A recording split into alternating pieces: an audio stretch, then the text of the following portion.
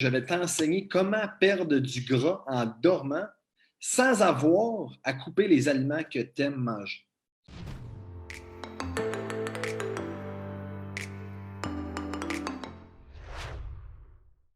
Parce que nécessairement, il n'y a rien qui fait plus chier que ça, de réaliser nécessairement qu'on est pris dans un ultimatum. Soit qu'on arrête de manger ce qu'on aime, OK? Ou soit qu'on perd du poids. Combien de fois t'allais-tu poser dans le passé, cet ultimatum? Je dois arrêter de manger ce que j'aime pour que je puisse perdre du poids. Puis, malheureusement, ça ne t'a pas mené à la destination où est-ce que tu voulais. Parce que nécessairement, qu'est-ce qui s'est passé? C'est que tu as commencé à couper les aliments que tu aimais. Il y avait trop de tentations dans ton entourage. Tes amis qui partaient, qui sortaient la fin de semaine boire une petite bière. Ta famille, ta blonde, tes enfants qui mangeaient une petite crème à glace, qui allaient au chocolat favori la fin de semaine, puis que tu ne pouvais pas manger ce que tu voulais. Et à un certain point, tout ça, ça a juste lâché, ça l'arrive. Tu n'as pas été capable de perdre ton poids parce que malheureusement, tu n'as pas été capable de rester constant. Pourquoi? Parce que tout ça a commencé avec l'ultimatum. Je dois soit manger des aliments que j'aime pas, m'empêcher de manger des aliments que j'aime, ou perdre du poids. Mais j'ai une bonne nouvelle pour toi, mon homme. C'est beaucoup plus simple que ça. En fait, je veux te révéler un secret. Comment est-ce que toi, tu es capable de perdre du gras en dormant, et je dis en dormant, sans même avoir à aller au gym. En mangeant en plus de ça des aliments que tu aimes, que tu adores. Donc, à l'instant même, ce que je vais faire, c'est que je vais te partager ma leçon sur mon iPad. Et un petit heads up. Au cours des 10 prochaines minutes, ce que je vais faire avec toi, je ne vais pas te donner de la théorie, je ne vais pas te donner du faux contenu. Ce que je veux faire avec toi, c'est te donner le plus de valeur possible pour que tu sois capable de comprendre la stratégie qui a aidé des centaines, voire pas loin de 1000 pères de familles québécois à perdre du poids au cours de la dernière année. Puis comment? Ben voici ce que je vais t'enseigner. Puis, avant même qu'on puisse se lancer là-dedans, pour comprendre en fait qu'est-ce que tu as déjà essayé dans le passé. Comme je l'ai dit en temps normal, tu te donnais un ultimatum. Et l'ultimatum, si tu avais un choix à prendre, le choix de manger ce que j'aime ou perdre du poids. C'était soit un ou c'était soit l'autre. Et malheureusement, tu ne vas pas avoir les deux en même temps. Fait que qu'est-ce qui se passait? Ben, c'est que tu commençais une diète qui était restrictive. C'est que tu commençais la nouvelle diète keto. La diète Atkins. La diète low carb, high fat, peu importe c'est quoi. Tu essaies dans le fond des différents suppléments. Tu te disais, il faut que ça soit restrictif pour que je puisse être capable de perdre du poids. Okay? Tu t'empêchais de manger ce que j'aime, ce que tu aimais.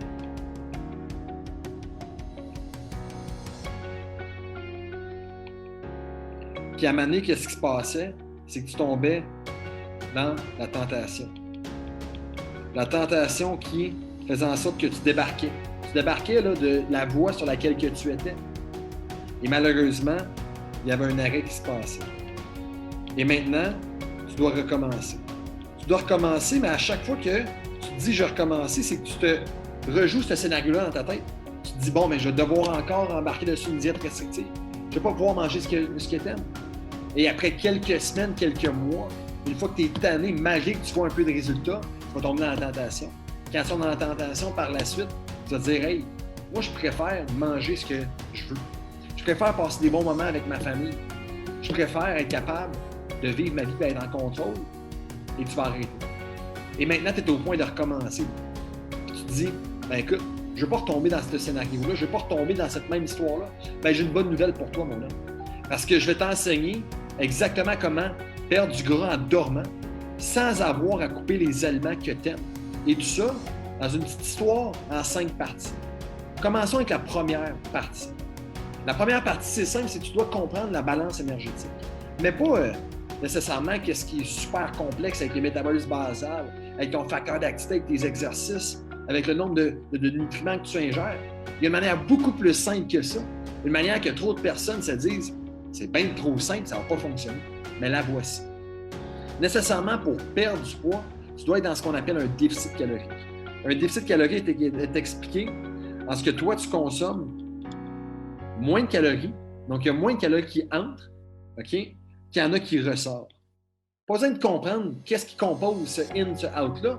Si nécessairement ton out est plus grand que ton in, donc en d'autres mots, tu es dans ce qu'on appelle un déficit calorique, tu vas perdre du poids. Et là, j'en entends bien gros du monde. Dis, ouais, mais Caleb, j'ai déjà essayé ça. J'ai déjà essayé d'être en déficit calorique pendant une semaine de temps, puis j'arrivais pas à perdre du poids. Le problème, c'est pas le déficit calorique.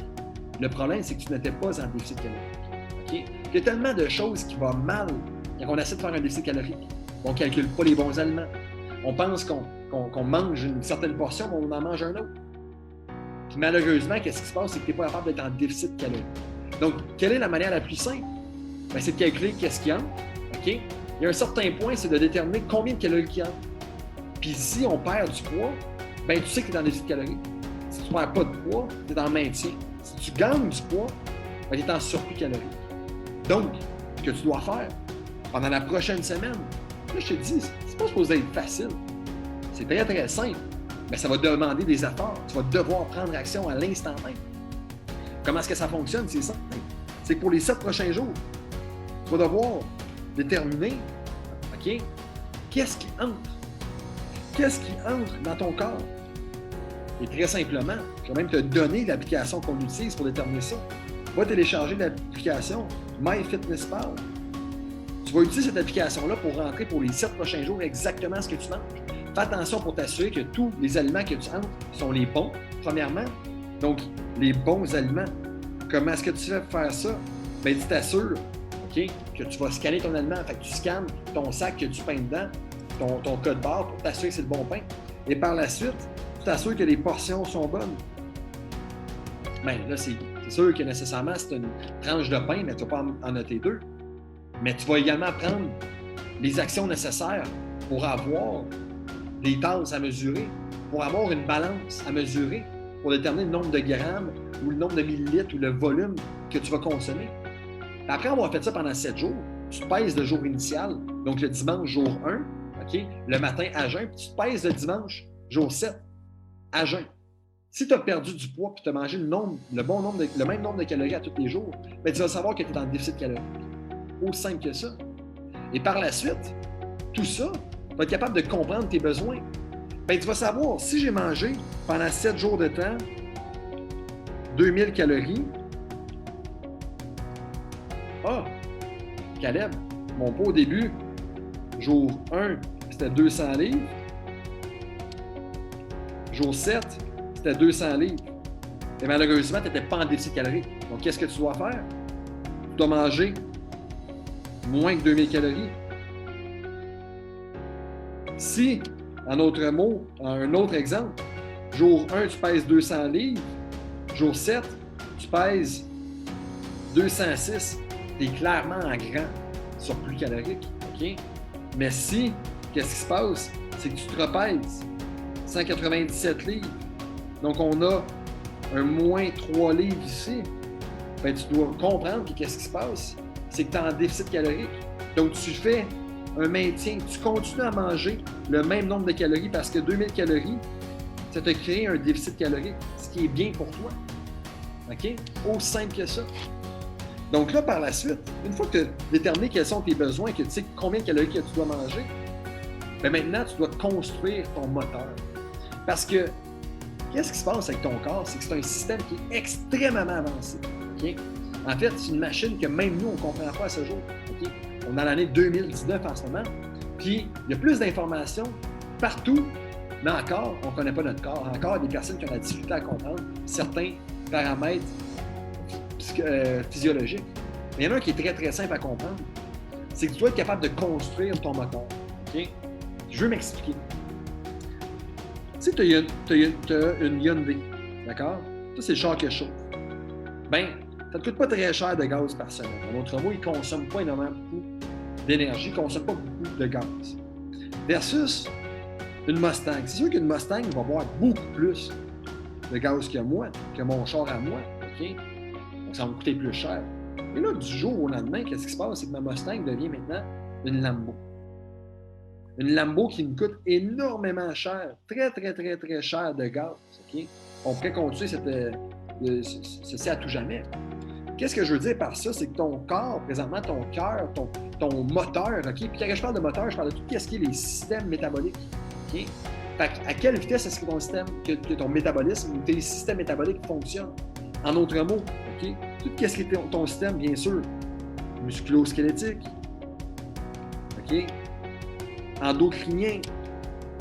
C'est quoi l'endocrinien, Caleb? Tes hormones, ton système neural, ton système cognitif, donc ta mémoire, ton énergie. Si malheureusement, qu'est-ce qui se passe? C'est que tu as essayé plusieurs diètes dans le passé. Tu as essayé de te restreindre, tu as essayé de manger low carb, tu as essayé de manger high fat, tu as essayé la diète cétogène, tu as essayé de faire des shakes, toutes ces affaires-là, qu'est-ce qui s'est passé? C'est que ton moteur s'est habitué très, très rapidement, puis il a dit, ben écoute, si toi tu m'empêches de manger ce que je veux, ben moi je ne vais pas te faire perdre du poids. Parce que si du jour au lendemain, toi tu ne me donnes pas le nombre de calories que j'ai besoin, ben je dois, moi, prévoir. Je suis très intelligent, je suis même plus intelligent que toi. Je vais prévoir, puis je vais garder des calories en stockage. Je vais stocker du gras. Puis ça, il y a des personnes, là, honnêtement, un petit moment d'honnêteté, j'ai tellement vu des clients venir devant moi puis remplir leur MyFitnessPal pendant 1 mois, 2 mois, 6 mois, sans cesse. Ils mangeaient le bon nombre de calories, puis ils ne perdaient pas de poids. Des personnes en grand surpoids, puis je leur dis, malheureusement, qu'est-ce qui va se passer? On va prendre un autre 6 mois, un autre 1 an, un autre 2 ans, un autre 5 ans à remplir de manière constante pour construire ton moteur parce que tu t'es tellement détruit pendant longtemps à suivre des diètes, à suivre des régimes restrictifs, à t'empêcher de manger comme du monde, que maintenant, tu dois vraiment repartir à nouveau. Fait que qu'est-ce qui va se passer? C'est que si tu es en déficit calorique et tu perdais, par exemple, on reprend l'exemple, tu mangeais, tu as perdu 3 livres de poids, OK, en 1 semaine en mangeant 2000 calories, bien ça, c'est ton moteur Dundee. Ton moteur Dundee, là, c'est 2000 litres, 2000 calories. OK? Mais nous autres, notre objectif, c'est de manger plus dans 3 mois. OK? Dans 3 mois, être capable de manger 2500 calories. Puis de quand même être capable de perdre 3 livres. C'est sûr que 3 livres, tu ne peux pas te perdre à tout jamais, à toutes les semaines pour le reste de ta vie, parce qu'à un certain point, tu ne serais plus présent. Mais c'est de continuer à avoir un contrôle de ton poids, malgré que tu manges plus. Et ultimement, d'être capable de manger 3000 calories à 4000 calories sans prendre de poids.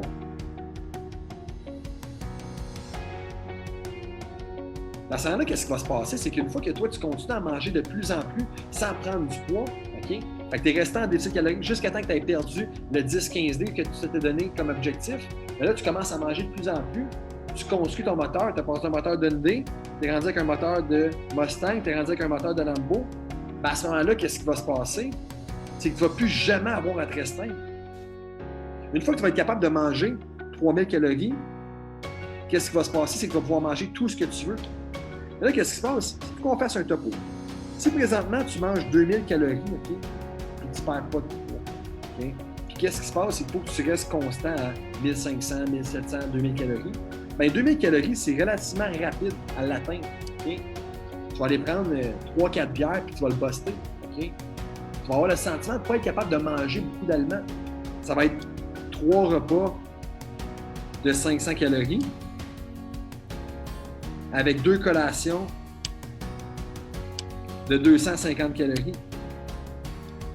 Tu te dis, ouais, Caleb, ça fait qu'est-ce que je fais présentement? Je le sais. Ça fait chier. Ça fait chier de ne pas être capable de manger plus. Parce que si du jour au lendemain, tu étais capable de manger 3000 calories, puis maintenant, dans 3000 calories, qu'est-ce qui se passe? C'est capable d'avoir 3 repas, exemple, de 800 calories, 3 repas de 800 calories. Ça veut dire que peu importe ce que tu mangeais avant, OK? Bien maintenant, tu es capable de prendre une bière de plus. Puis à un certain point, qu'est-ce qui va se passer? Si c'est pas une bière, si toi tu préfères manger autre chose, si c'est une Kit Kat, OK? Si c'est une crème à glace le vendredi soir, chocolat favori, peu importe c'est quoi, bien qu'est-ce qui va se passer? C'est que tu vas être capable de le faire. Tu vas être capable de te permettre de manger ce que tu veux. Pourquoi? Parce que maintenant, tu as développé ton moteur. Tu n'es plus rendu avec un moteur Dundee, tu es rendu avec un moteur de Lambo et tu es capable de manger ce que tu veux.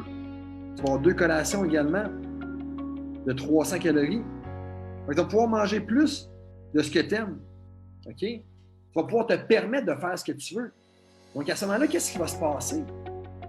Bien, tu vas être capable de manger ce que tu aimes. Tu vas être capable de perdre du poids, d'avoir le contrôle.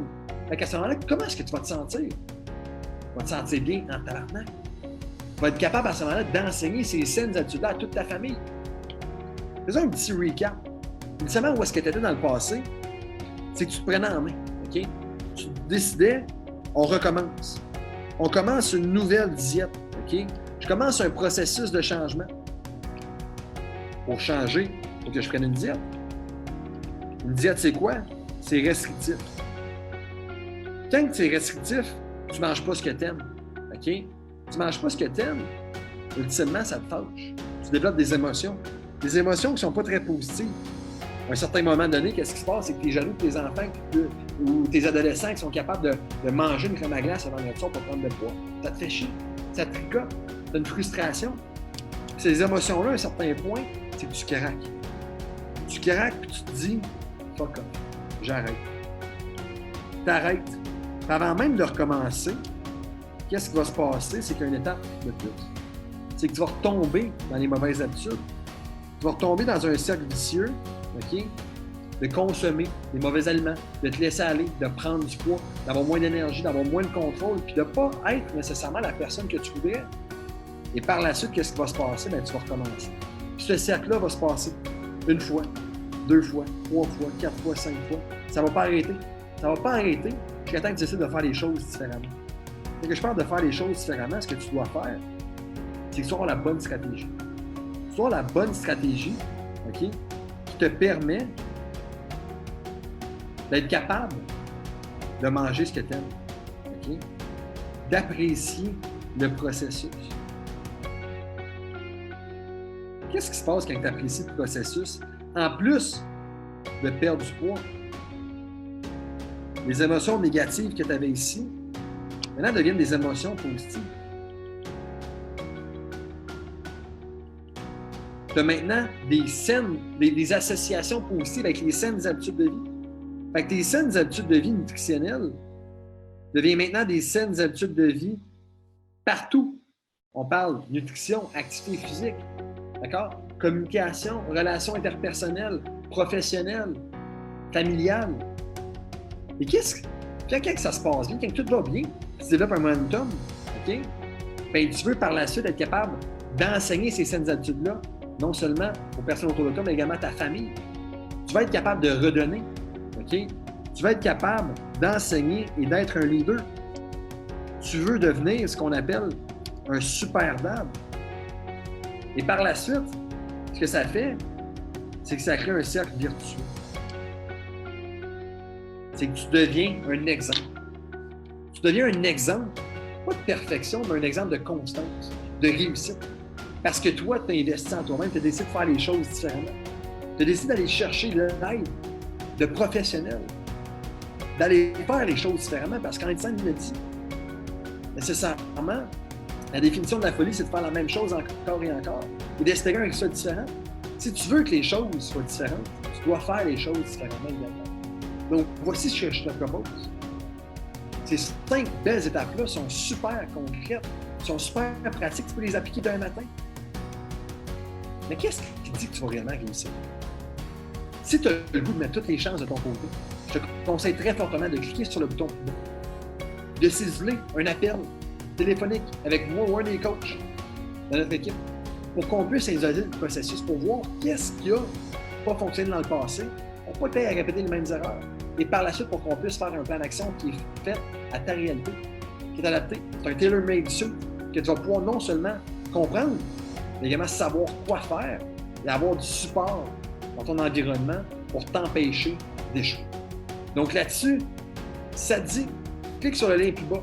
Si tu veux une consultation avec un des coachs pour que tu puisses être capable de brûler du gras quand tu dors, en plus d'être capable d'apprécier les aliments que tu manges à tous les jours.